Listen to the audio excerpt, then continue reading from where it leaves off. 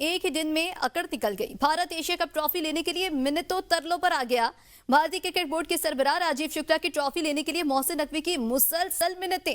محسن نقوی نے جواب دیا، یہ آئٹم اے سی سی میٹنگ کے ایجنڈے پر موجود نہیں۔ بھارتی ٹیم کو ٹرافی چاہیے تو میرے دفتر آ کے وصول کر لیجئے۔ ایشین کرکٹ کونسل کا اہم اجلاس صدر محسن نقوی کی زیر صدارت منعقد ہوا۔ اجلاس میں بھارتی ٹیم کے غیر ذمہ دارانہ رویے کی سخت مذمت کی گئی۔ ذرائع کے مطابق ٹاس اور میچ کے بعد ہاتھ نہ ملانے کے عمل کو کھیل کے جذبے کے منافی قرار دیا گیا۔ ایشین کرکٹ کونسل کے صدر محسن نقوی سے ٹرافی وصول نہ کرنا بھی بھارتی ٹیم کا غلط رویہ قرار پایا۔ اجلاس میں فیصلہ کیا گیا کہ آئندہ ایشیا کپ 2027 میں بنگلہ دیش میں 50 اوورز کے فارمیٹ میں کھیلا جائے گا۔ صدر Asian cricket council Mohsin Naqvi کی زیر صدارت اہم اجلاس ہوا ہے۔ آپ کو بتائیں، اجلاس میں بھارتی ٹیم کے غیر ذمہ دارانہ رویے کی سخت مذمت کی گئی ہے۔ آپ کو اس متعلق آگاہ کریں کہ بھارتی ٹرافی لینے کے لیے منتوں ترلوں پر آ گئے ہیں۔ بھارتی ٹیم کی جانب سے منتیں ترلے کیے جا رہے ہیں کہ ہمیں ٹرافی دے دیں۔ بھارتی کرکٹ بورڈ کے سربراہ راجیو شکلا کی ٹرافی لینے کے لیے محسن نقوی کی مسلسل منتیں۔ یہ آئٹم اے سی سی میٹنگ کے ایجنڈے پر موجود نہیں۔ محسن نقوی کا جواب، بھارتی ٹیم کو ٹرافی چاہیے تو میرے دفتر آ کے وصول کر لیجئے۔ بھارتی ٹرافی لینے کے لیے منتوں اور ترلوں پر آ گئے ہیں۔ یاد رہے کہ بھارت نے بہت ہی ہٹ دھرمی کا مظاہرہ کرتے ہوئے ٹرافی لینے سے انکار کیا اور ایونٹ کا اختتام ٹرافی لیے بغیر ہی ہو گیا، جبکہ اب بھارتی ٹیم کو ٹرافی کی یاد آ گئی ہے اور بھارتی ٹیم ٹرافی لینے کے لیے منتیں ترلے کرنے لگ گئی ہے۔ محسن نقوی کی منتیں ترلے کیے جا رہے ہیں۔ ٹاس اور میچ کے بعد ہاتھ نہ ملانے کے عمل کو کھیل کے جذبے کے منافی قرار دیا گیا ہے۔ اجلاس میں اس متعلق بھی بات ہوئی۔ نائب وزیر اعظم اسحاق ڈار نے کہا ہے کہ فلسطین معاہدے پر 8 ملکوں کے مشترکہ بیان کی پاکستان حمایت کرتا ہے۔ منصوبے کے تحت فلسطین میں آرم فورس تعینات ہوگی۔ انڈونیشیا نے 20,000 فوجی بھیجنے کی پیشکش کی ہے۔ امید ہے کہ پاکستان بھی فورس فلسطین بھیجنے سے متعلق فیصلہ کرے گا۔ نائب وزیر اعظم کا کہنا تھا کہ فلسطین سے متعلق پاکستان کی پالیسی واضح ہے، اس میں کوئی تبدیلی نہیں۔ کچھ لوگ سیاسی مفادات کے لیے مسئلے کو خراب کرنے کی کوشش کر رہے ہیں۔ سیاست کرنے والے کیا چاہتے ہیں کہ فلسطین میں لوگ مرتے رہیں؟ ٹرمپ کے ساتھ تھی وہ یہ 8 ممالک کی تھی، 5 یہ عرب ممالک تھے اور 3 اسلامک ممالک تھے، جس میں پاکستان، ٹرکی اور انڈونیشیا۔ یہ جو پرائم منسٹر صاحب کی جو میٹنگ تھی، جو ان کا جو اجلاس میں خطاب تھا جنرل اسمبلی کے، وہ قریباً 27-28 منٹ کا تھا اور بڑا فورسفلی انہوں نے پیلسٹین کا مقدمہ ہمیشہ کی طرح لڑا۔ Call speed speed, accountability of Israel انہوں نے ذکر کیا، کشمیری مظالم کا ذکر کیا، انڈس واٹر ٹریٹی کا ذکر کیا۔ میں نے الحمدللہ 9 ہائی لیول ایونٹس میں نے اٹینڈ کیے وہاں اور 20 بائی لیٹرل میٹنگز اٹینڈ کی۔ اسرائیل ایک ناجائز ریاست ہے، اسے کبھی قبول نہیں کریں گے۔ اصل فریق حماس کے بغیر مسئلہ فلسطین حل نہیں ہو سکتا۔ جمعیت علماء اسلام پاکستان کے سربراہ مولانا فضل الرحمان نے لاہور میں میڈیا سے گفتگو میں کہا، 2 ریاستی حل کو فلسطینیوں پر تھوپا نہیں جا سکتا۔ اسرائیل کو فلسطین اور فلسطینی اسرائیل کو قبول نہیں کر رہے۔ جب تک فلسطین کے مسئلے پر خود فلسطینی فیصلہ نہ کرے تو زبردستی فیصلہ مسلط نہیں کیا جا سکتا۔ انہوں نے کہا، بانی پاکستان نے اسرائیل کے وجود کو عرب دنیا کے پیٹ میں خنجر قرار دیا۔ امریکہ انتہا پسندی اور ڈنڈے والی سیاست نہ کرے۔ سعودی عرب میں ولی عہد شہزادہ محمد بن سلمان کی زیر صدارت کابینہ کا اجلاس منعقد ہوا۔ اجلاس میں امریکی صدر ڈونلڈ ٹرمپ کے پیش کردہ غزہ امن معاہدے کا خیر مقدم کیا گیا۔ سعودی کابینہ نے کہا کہ غزہ میں جنگ کے خاتمے کے لیے جامع اور پائیدار معاہدے پر کام کرنے کو تیار ہیں۔ کابینہ نے مطالبہ کیا کہ اسرائیلی افواج کے مکمل انخلاء کو یقینی بنایا جائے اور غزہ میں بلا رکاوٹ انسانی امداد کی فراہمی ممکن بنائی جائے۔ امریکی صدر نے حماس کو جنگ بندی معاہدہ قبول کرنے کے لیے ڈیڈ لائن دے دی۔ امریکی صدر ٹرمپ نے کہا، حماس کے پاس امن تجاویز سے اتفاق کے لیے 3 سے 4 دن ہیں۔ حماس سے مذاکرات کی زیادہ گنجائش نہیں ہے۔ حماس کی جانب سے جنگ بندی تجویز قبول کرنے کا انتظار ہے۔ گزشتہ روز امریکی صدر ڈونلڈ ٹرمپ نے اسرائیلی وزیر اعظم نیتن یاہو سے ملاقات کے دوران غزہ میں جنگ بندی کے لیے 20 نکاتی عام فارمولہ پیش کیا۔ صدر ٹرمپ نے کہا کہ غزہ معاہدے کے بالکل قریب پہنچ چکے ہیں اور معاہدے کو تمام عرب اور اسلامی ممالک کی حمایت حاصل ہے۔ انہوں نے کہا کہ فلسطین اتھارٹی کی قیادت کو وہ خود کریں گے، جبکہ برطانیہ کے سابق وزیر اعظم ٹونی بلیئر بھی اس معاہدے کا حصہ ہوں گے۔ صدر ٹرمپ کے مطابق اسرائیل اپنے مغویوں کی فوری واپسی چاہتا ہے اور حماس کی منظوری کے بعد تمام مغویوں کی رہائی عمل میں لائی جائے گی۔ انہوں نے مزید کہا کہ وہ گولان کی پہاڑیوں پر اسرائیلی قبضے کی حمایت کرتے ہیں۔ ٹرمپ نے بتایا کہ اسرائیلی وزیراعظم کے ساتھ ایران سے امن معاہدے پر بھی بات چیت ہوئی ہے اور امید ظاہر کی کہ ایران ایک دن ابراہیم معاہدے کا حصہ بنے گا۔ غزہ کے مستقبل کے لیے امریکہ علاقائی شراکت داروں اور عالمی برادری کی حمایت سے 20 نکاتی روڈ میپ پیش۔ منصوبے کے تحت غزہ کو دہشت گردی سے پاک غیر عسکری زون بنایا جائے گا اور اسرائیل قبضہ یا الحاق نہیں کرے گا۔ جنگ بندی کے بعد اسرائیلی فوج کا تدریجی انخلاء اور معاہدے کے 48 گھنٹوں میں تمام یرغمالیوں کی واپسی ہوگی۔ اسرائیل سینکڑوں فلسطینی قیدی اور ہزاروں گرفتار غزہ باشندے رہا کرے گا۔ پرامن بقائے باہمی کے لیے حماس ارکان کو عام معافی اور محفوظ راستہ دیا جائے گا۔ معاہدے کے بعد روزانہ 600 امدادی ٹرک غزہ میں داخل ہوں گے۔ امداد کی تقسیم اقوام متحدہ اور ہلال احمر کریں گے۔ عارضی انتظامیہ فلسطینی ماہرین پر مشتمل ہوگی جس کی نگرانی امریکی قیادت میں بین الاقوامی کمیٹی کرے گی۔ معاشی بحالی کے لیے خصوصی اکنامک زون اور روزگار کے منصوبے جبکہ انتہا پسندی کے خاتمے کے لیے بین المذاہب مکالمہ شروع کیا جائے گا۔ تعمیر نو اور اصلاحات کے بعد فلسطینی ریاست کے قیام کی راہ ہموار اور سیاسی مکالمہ ممکن ہوگا۔ اردن، متحدہ عرب امارات، انڈونیشیا، پاکستان، ترکیہ، سعودی عرب، قطر اور مصر کے وزرائے خارجہ نے ایک مشترکہ بیان میں امریکی صدر ڈونلڈ جے ٹرمپ کی قیادت اور ان کی جانب سے غزہ کی جنگ بندی ختم کرنے کا مخلصانہ کوششوں کو سراہا اور اس بات پر اعتماد ظاہر کیا ہے کہ وہ امن کی راہ تلاش کرنے میں کامیاب ہوں گے۔ ترجمان دفتر خارجہ کے مطابق مشترکہ بیان میں کہا گیا کہ خطے میں امن قائم کرنے کے لیے امریکہ کے ساتھ شراکت داری انتہائی اہمیت کی حامل ہے۔ اس سلسلے میں وزرائے خارجہ نے صدر ٹرمپ کے اعلان کا خیر مقدم کیا جس میں انہوں نے جنگ کے خاتمے، غزہ کی تعمیر نو، فلسطینی عوام کے جبری انخلاء کی روک تھام اور جامع امن کے پیش رفت کے ساتھ ساتھ مغربی کنارے کے الحاق کو روکنے کا عندیہ دیا ہے۔ وزرائے خارجہ نے اس عزم کا اظہار کیا کہ وہ امریکہ اور تمام فریقین کے ساتھ مثبت اور تعمیری انداز میں تعاون کرنے کے لیے تیار ہیں تاکہ معاہدے کو حتمی شکل دی جا سکے اور اس پر عمل درآمد کو یقینی بنایا جا سکے جس کے نتیجے میں خطے کے عوام کے لیے امن، سلامتی اور استحکام قائم ہو۔ بیان میں اس بات کا اعادہ کیا گیا کہ وہ امریکہ کے ساتھ مل کر ایسے جامع معاہدے کے لیے پرعزم ہے جو غزہ میں بلا روک ٹوک اور بھرپور انسانی امداد کی فراہمی، فلسطینیوں کے جبری انخلاء کی روک تھام، یرغمالیوں کی رہائی، سب کے سلامتی کو یقینی بنانے والا سیکیورٹی میکانزم، اسرائیلی انخلاء، غزہ کی تعمیر نو اور دو ریاستی حل کی بنیاد پر ایک منصفانہ امن کے قیام کی ضمانت دیتا ہو جس کے تحت غزہ اور مغربی کنارہ بین الاقوامی قانون کے مطابق ایک آزاد فلسطینی ریاست میں ضم ہو تاکہ علاقائی استحکام اور سلامتی حاصل ہو سکے۔ پاک فوج کا فتح 4 کروز میزائل کا کامیاب تجربہ۔ ISPR کے مطابق میزائل 750 کلومیٹر تک ہدف نشانہ بنانے کی صلاحیت رکھتا ہے۔ فتح 4 جدید ایونکس اور نیویگیشنل نظام سے لیس ہے۔ ISPR کا کہنا ہے کہ میزائل دشمن کے دفاعی نظام سے بچ نکلنے کی صلاحیت رکھتا ہے۔ فتح 4 انتہائی درستگی سے ہدف کو نشانہ بنا سکتا ہے۔ یہ missile army rocket force command کے ماتحت ہوگا۔ چیف آف جنرل اسٹاف اور سینئر فوجی حکام نے تجربہ دیکھا۔ صدر، وزیر اعظم اور عسکری قیادت نے اس کامیابی پر مبارکباد پیش کی ہے۔ وزیر اعلیٰ بلوچستان سرفراز بگٹی نے کہا ہے کہ فتح الہندوستان نے کوئٹہ میں پھر دہشت گردی کی کوشش کی، تمام دہشت گردوں کو مار دیا۔ دہشت گرد بزدلانہ کارروائیوں سے قوم کا حوصلہ پست نہیں کر سکتے۔ نہتے شہریوں کو نشانہ بنانے والوں کا انسانیت، پاکستان یا اسلام سے کوئی تعلق نہیں۔ دہشت گردوں کو اپنے مذموم عزائم میں کامیاب نہیں ہونے دیں گے۔ عوام اور سیکیورٹی فورسز کی قربانیاں رائیگاں نہیں جائیں گی۔ فیلڈ مارشل عاصم منیر کی قیادت میں بھارت کو تاریخی شکست دی۔ افواج پاکستان نے مار کے حق میں بھارت کو تاریخی سبق سکھایا جو صدیوں یاد رکھے گا۔ 4 دہشت گرد، ایک نے خودکش کیا اور 4 دہشت گرد جو ہیں وہ اندر گھسنا چاہ رہے تھے FCA ہیڈ کوارٹرز میں۔ ان چاروں کو سڑک پہ جہنم وصل کیا گیا، وہیں پر وہ جہنم وصل ہوئی۔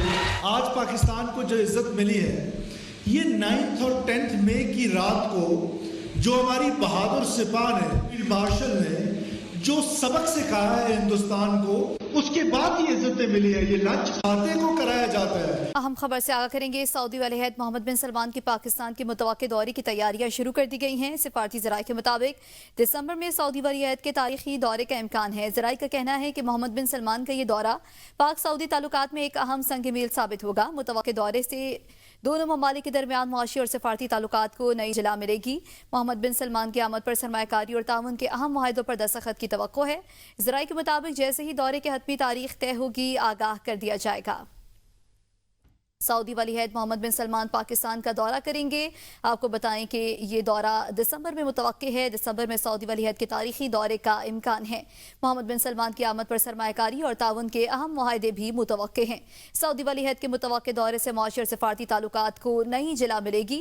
सऊदी वली अहद मोहम्मद बिन सलमान पाकिस्तान का दौरा करेंगे। इस मुतालिक आपको बताएं कि दिसंबर में सऊदी वली अहद के तारीखी दौरे का इम्कान है। सिफारती ज़राए के मुताबिक मोहम्मद बिन सलमान की आमद पर सरमायाकारी और ताउन के अहम मुआहदे भी मुतवक्के हैं। रवां साल दिसंबर में ये दौरा मुतवक्के है। सऊदी वली अहद पाकिस्तान का दौरा करेंगे। सऊदी वली अहद मोहम्मद बिन सलमान पाकिस्तान का दौरा करेंगे। सिफारती ज़राए के मुताबिक दिसंबर में सऊदी वली अहद के तारीखी दौरे का इम्कान है।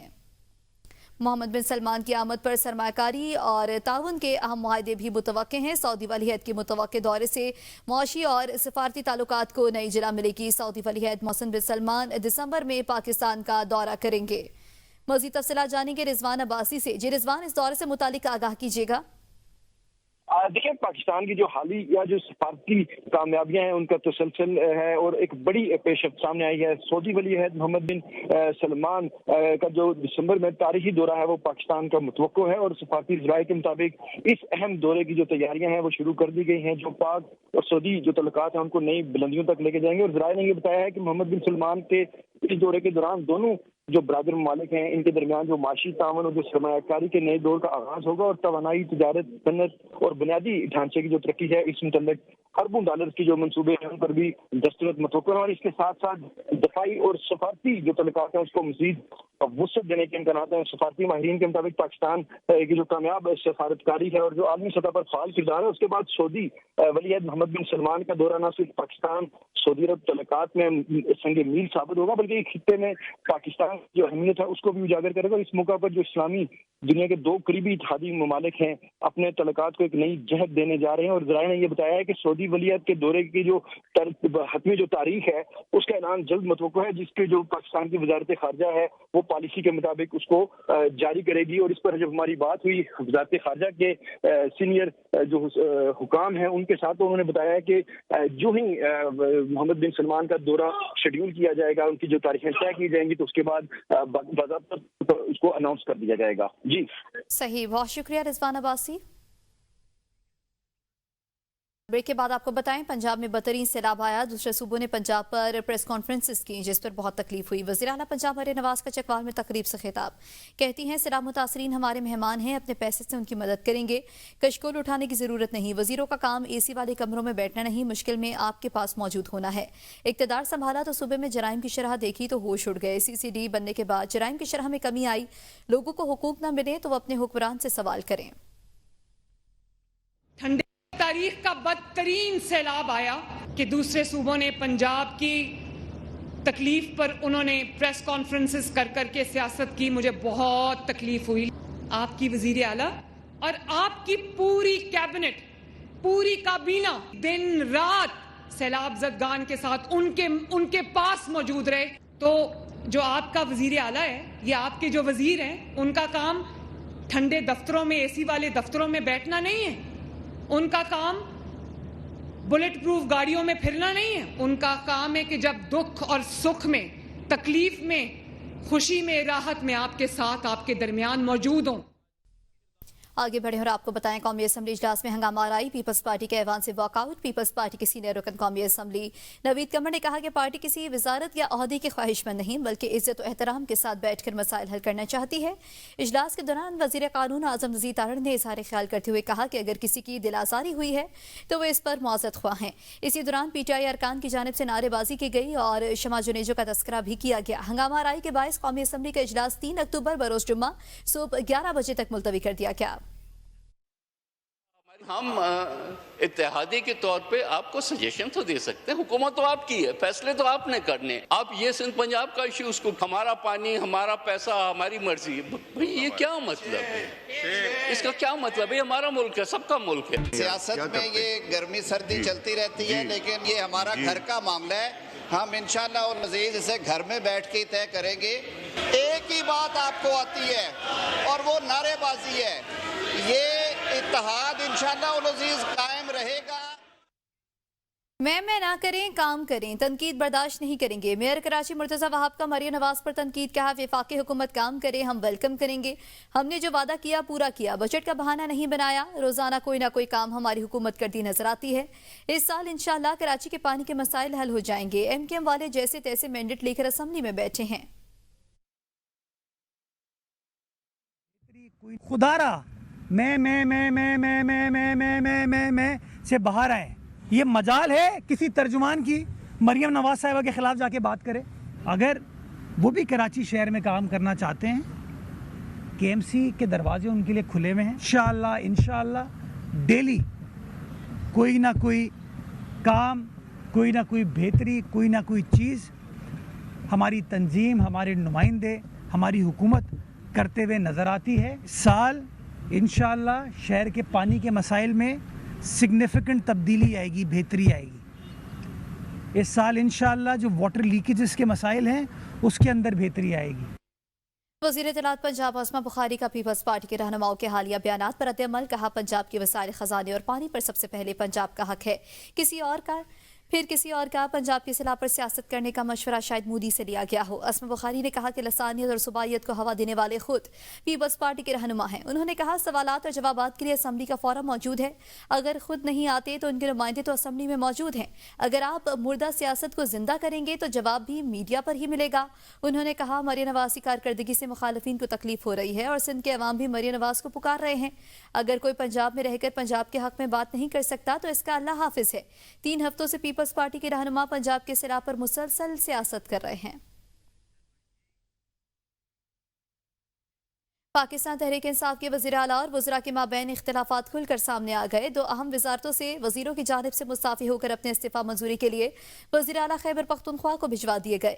وزیر تعلیم فیصل ترکی اور وزیر اریگیشن عاقب اللہ خان کی جانب سے اپنے عہدوں سے استعفیٰ دیا گیا۔ عاقب اللہ خان سابق اسپیکر اسد قیصر کے بھائی، جبکہ وزیر تعلیم فیصل ترکی شاہرام ترکی کے بھائی ہیں۔ آئندہ چند دنوں میں مزید وزراء کے استعفے آنے یا صوبائی کابینہ میں مزید رد و بدل کا امکان۔ پارٹی میں استعفوں کو بانی پی ٹی آئی کی جانب سے ہدایات قرار دیا جا رہا ہے۔ وزیر اعلیٰ خیبر پختونخوا علی امین گناپور نے گزشتہ روز بانی پی ٹی آئی سے اڈیالہ جیل میں طویل ملاقات کی تھی۔ پاکستان سٹاک مارکیٹ نے ایک اور سنگ میل عبور کر لیا۔ تاریخ میں پہلی بار انڈیکس 1,65,000 پوائنٹس کی بلند سطح پر بند ہوا۔